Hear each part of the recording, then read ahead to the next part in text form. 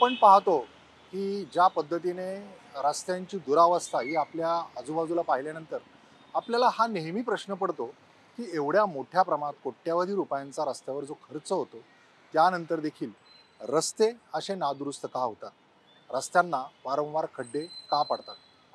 खरं तर हे जे दुखणं आहे ते सगळ्यांच्याच बाबतीत म्हणजे नागरिकांची जी समस्या आहे ती नेहमीची येतो पावसाळा अशा पद्धतीची आहे म्हटलं तर वावगं ठरणार नाही. कारण विशेषतः पावसाळ्यामध्ये तर या रस्त्यांची एवढी मोठ्या प्रमाणात दुरावस्था होते की याची दुरुस्ती केल्याशिवाय पुढचा महिना म्हणजे पावसाळ्यानंतर येणारा हिवाळा उन्हाळा हा जाऊच शकत नाही.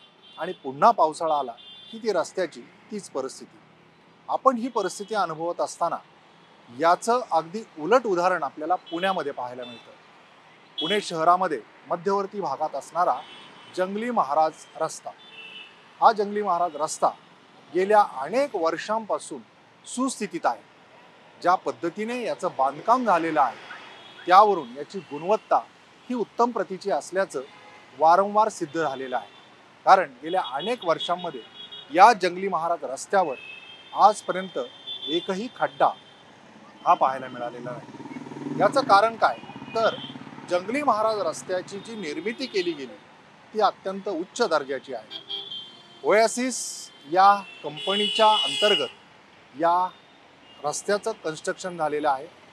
जे त्यावेळेचे अभियंते होते शिरोळे यांनी देखील या रस्त्याच्या बांधकामासाठी अत्यंत उत्तम प्रतीचं साहित्य हे वापरलेलं आहे. सिमेंट कॉन्क्रीटचा हा रस्ता आणि या रस्त्याच्या खालून ड्रेनेजची झालेली व्यवस्था, त्यासोबतच जे केबल्स आहे किंवा वारंवार रस्ता खोदायला लागू नये यासाठीची जी व्यवस्था आहे ती रस्ता हा पूर्ण करण्यापूर्वीच इथं केली गेली. त्यामुळे जंगली महाराज रस्ता हा उत्तम प्रतीचा बनलेला आहे असं मानलं जातं. 2023 साली जो हॅप्पी इंडेक्स फॉर वॉकिंग असा कन्सेप्ट राबवला गेला याच्यामध्ये या जंगली महाराज रस्त्याने क्रमांक पटकावला. त्याच्यामुळे या रस्त्याची चर्चा ही संपूर्ण देशात जगात झाली. जंगली महाराज रस्ता हा पुण्यातल्या साधारणतः शिवाजीनगर भागामध्ये संचेती हॉस्पिटलच्या पुलावरून आपण पुढे आल्यानंतर जंगली महाराज जी काही समाधी आहे आणि पाताळेश्वराची जी गुहा आहे याच्या पुढे हा रस्ता सुरू होतो.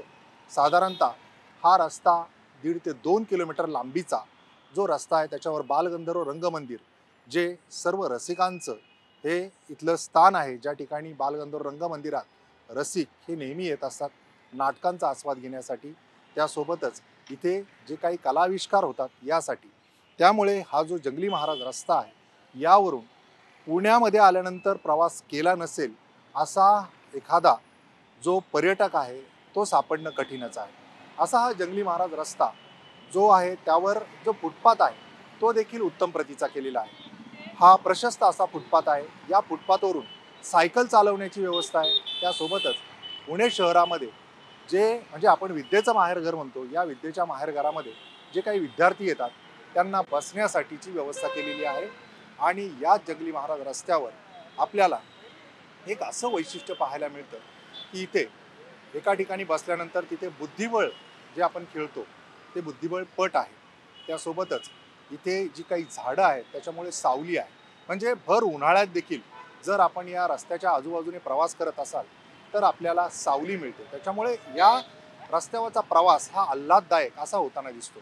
जंगली महाराज रस्त्यावरचं अजून एक वैशिष्ट्य म्हणजे या रस्त्याच्या कडेला अनेक नामांकित ब्रँडचे शोरूम आहेत आणि ह्या रस्त्याचा जो काही शेवट होतो गरवारे पुलाजवळ, त्या ठिकाणाहून FC रोडला आणि दुसरीकडे खंडूजी बाबा चौक आहे अशा दिशेने रस्ता जातो.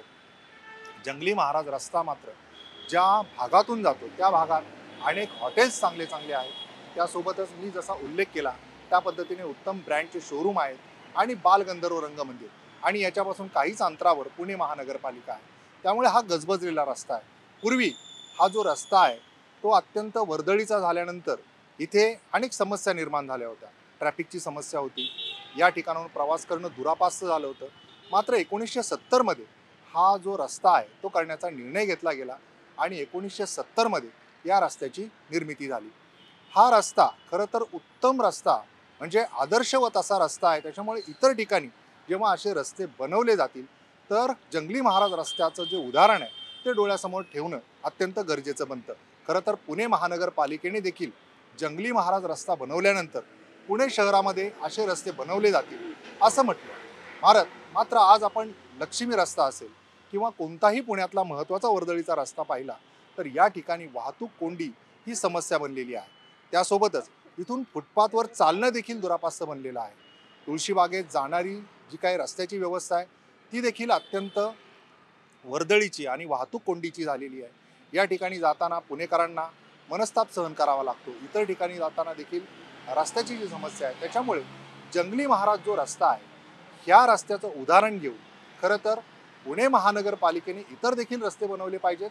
केवळ पुणे महानगरपालिकाच नाही तर संपूर्ण राज्यामध्ये देशामध्ये हा जो जंगली महाराज रस्ता आहे तो आदर्शवत आहे. या रस्त्यावरून प्रवास करताना निश्चितच आपल्याला ते जाणवतं. संध्याकाळच्या वेळी इथे असणारी जी उत्तम प्रकाश व्यवस्था आहे ती देखील इथल्या रस्त्यावरून प्रवास करणाऱ्या पर्यटकाला आकर्षित करते. या ठिकाणी पुणेकर अनेकदा रेंगाळतात असं म्हटलं तर वावगं ठरणार नाही. कारण आजूबाजूचे जे रेस्टॉरंट्स आहेत, जे ब्रँडेड हॉटेल्स आहेत, त्यासोबतच इथले जे काही ब्रँडेड शोरूम्स आहेत या ठिकाणी खरेदीसाठी येतात. त्यासोबतच इथे बालगंधर्व रंगमंदिर परिसर असेल, त्यासोबत संभाजी उद्यान आहे.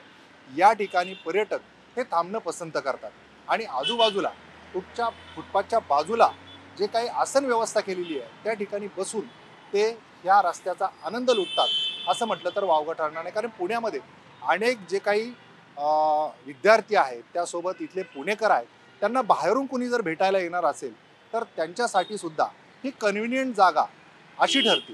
त्यामुळे कुणी जर येणार असेल तर शिवाजीनगरचा बस स्टॉप म्हणजे एस टी स्टँड जे दूर गावावरून येणार ते जवळ आहे. त्यामुळे या जंगली महाराज रस्त्याच्या कडेला इथे जे आसन व्यवस्था आहे उत्तम, संभाजी उद्यान आहे किंवा आजूबाजूचे रेस्टॉरंट्स, इथे बसून ते मैत्रीचे फळ जमवतात आणि याच ठिकाणी ते गप्पाष्टकं जमवतात आणि ही जी जागा आहे त्याच्यामुळे युनिक अशी ठरलेली आहे.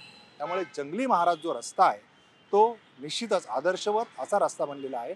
गेल्या अनेक वर्षांपासून हा जो रस्ता आहे तो सुस्थितीत आहे. आजही इथे कोणताही खड्डा पडलेला दिसत नाही.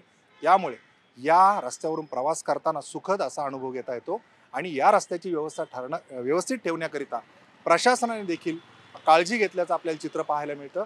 वाहतूक जे सिग्नल आहे ते देखील चांगल्या स्थितीतले आहेत, उत्तम रीतीने कार्यरत आहेत. त्यासोबत या रस्त्याच्या कडेला जर आपण वाहन लावणार असेल तर इथे जी काही वाहतूक व्यवस्था आहे त्यामधून दंड ठोठावला जातो. त्यामुळे तुम्ही अशी जी काही वाहतूक व्यवस्था इथे बनवलेली आहे की आजूबाजूला जर आपल्याला फोर व्हीलर पार्किंग करायची असेल तर ठराविक ठिकाणं बनवलेली आहेत किंवा दुचाकी पार्किंग बनवलेलं आहे, त्याच ठिकाणी तुम्हाला पार्किंगची व्यवस्था आहे.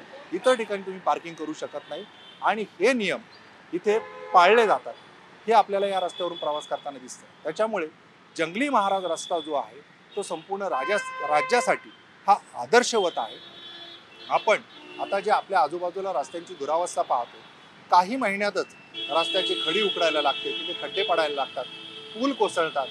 या मानाने हा जो काही अभियांत्रिकीचा उत्कृष्ट नमुना आहे तो डोळ्यासमोर ठेवून यापुढे आपल्या शहरातले आपल्या आजूबाजूचे रस्ते हे विकसित व्हायला हवेत आणि या बाबतीत प्रशासनाने देखील या जंगली महाराज रस्त्याचा आदर्श घेऊन इतर ठिकाणी अशाच पद्धतीचा अभियांत्रिकी आविष्कार हा करायला हवा. कॅमेरामॅन निकेतन मानेसह अविनाश पवार, NDT मराठी.